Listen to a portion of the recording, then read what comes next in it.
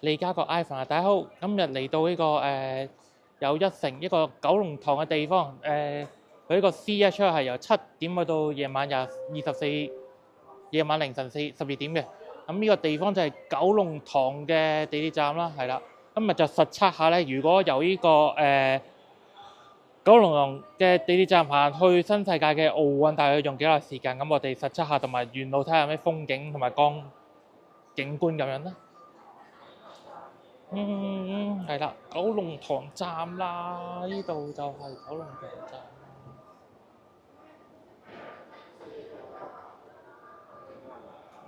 係啦，咁一個大型嘅商場啦，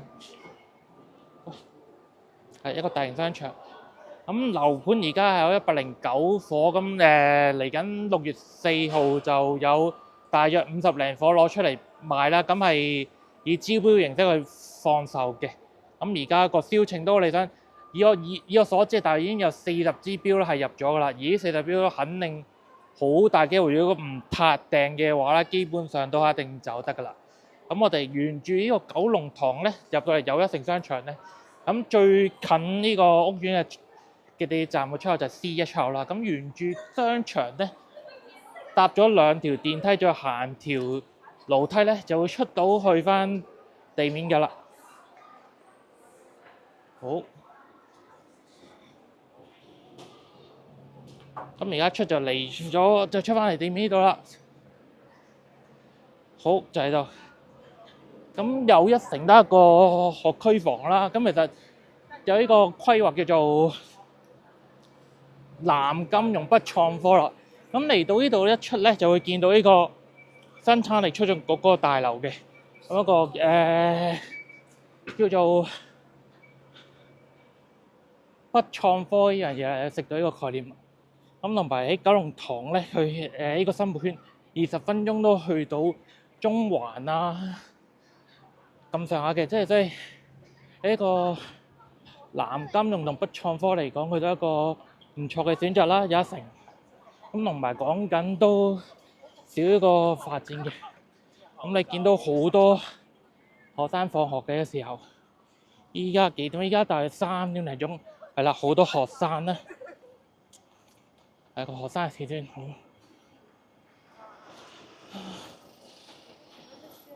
好，咁其中一間比較出名嘅就係呢個生產力促進局啦。好，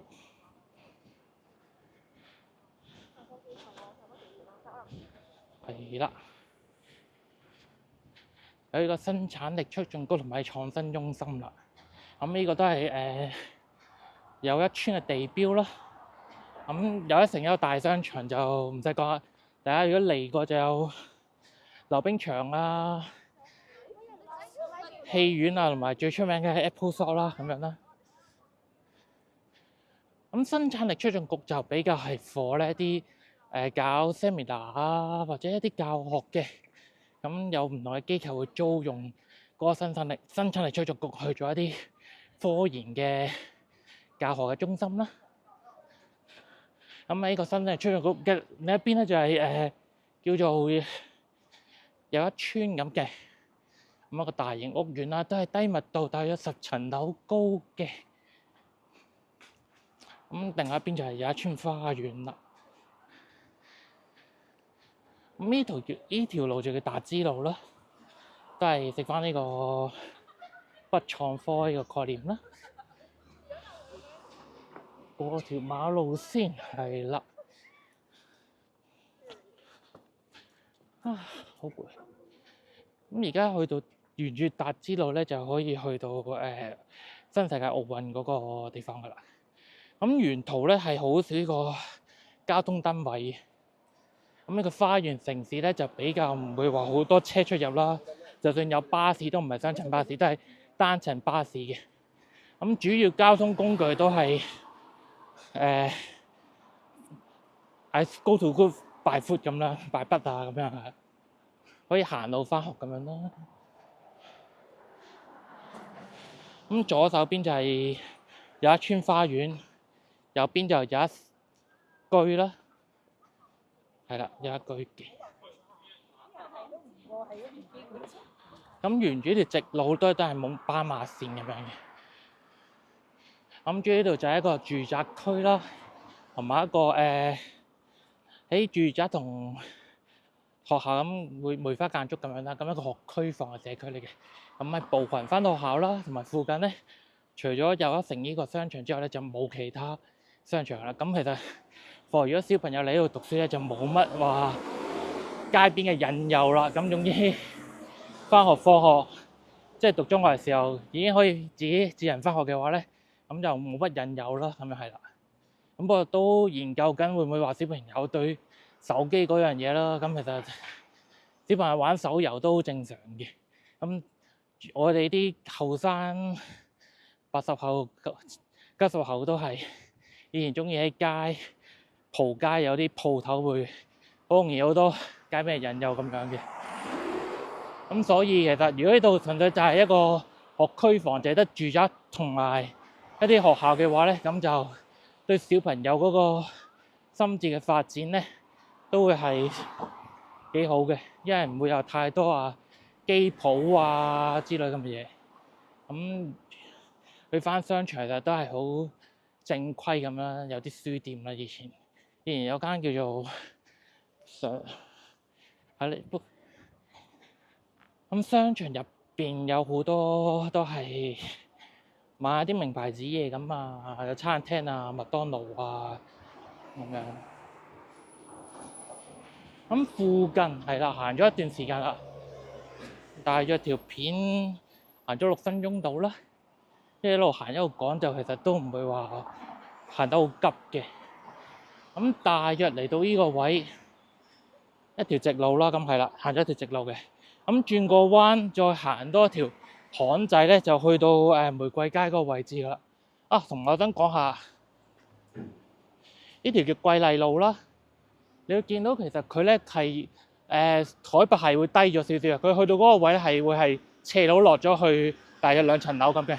咁即係相對地成個河有一村呢個地方咧係講緊有高低起伏嘅，即係佢唔係一個畫個面一個直係一個平面啦。其實佢有少少地方係低咗2層落去嘅，所以你見呢個有一居咧，有啲層數可能會係地下1樓先至係正式嘅佢大堂入口啦。咁其實你有一居度睇到，其實佢呢個地區有少少高低起伏嘅。咁嚟到呢條巷仔啦，咁行呢條巷仔過去咧就係玫瑰街啦。咁呢條巷仔都幾方便，咁你係接通翻達之路嗰啲商場達之路嘅一啲鋪頭嘅。咁有7-11啦，有惠康超級市場嗰啲咁樣，有啲地產鋪咁即係呢度嘅低密度住宅都放租放買賣都有嘅。咁個價錢就都 OK 啦。咁有一村都有一居都係幾多人去買嘅。不過有一居就叫做有 lift 咯。其實好多有一村嘅樓都係上咗年紀嘅，咁所以可能冇 lift 啦，同埋得3層樓高咁樣。咁大約全部都 lift 嘅係比較少啲，咁樣係啦。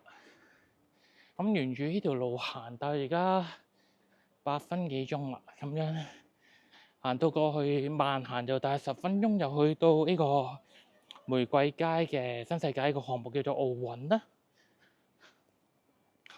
咁唔知係咪新世界覺得玫瑰街呢個項目好貼切佢個家族品牌呢個瑰麗酒店，所以就用咗 Rose 嘅設計啦。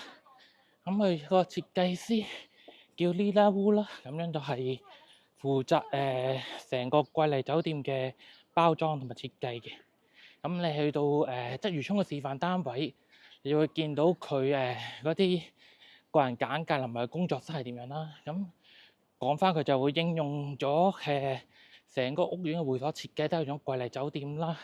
咁同埋佢一啲標準分層嘅複式單位咧，都有嗰個1605尺嗰個單位都係有送埋瑰麗酒店嗰個級數嘅設計嗰個裝修嘅。咁講緊佢複式嘅上層嗰個主人房嗰張牀啊，講緊都要80萬，係一個水床式嘅設計。咁80萬一張靚嘅床褥，同埋佢話講係標榜係用馬毛去做嗰個表層嘅，咁所以值80萬。但係呢批貨首輪好似招標嗰度已經係中晒標啦，咁可能都要睇下有冇二手市場承接啦。咁其實貴麗酒店啊，呢間屋嘅設計真係好值得去二手買入嘅。咁睇下有冇用家就真係會二手接貨啦。咁其實都聽聞都有機會摸貨，都會有人去搶住買嘅。咁總之首輪嘅複式分層都好似聽聞已經係賣到700啦。咁片嚟到呢度大約10分鐘，咁我哋見到已經嚟到玫瑰街個奧運呢個地方啦。好，咁我哋今日介紹到嚟呢度，咁我哋下條片再見。希望你中意陪我一齊去睇樓啦。好，拜拜。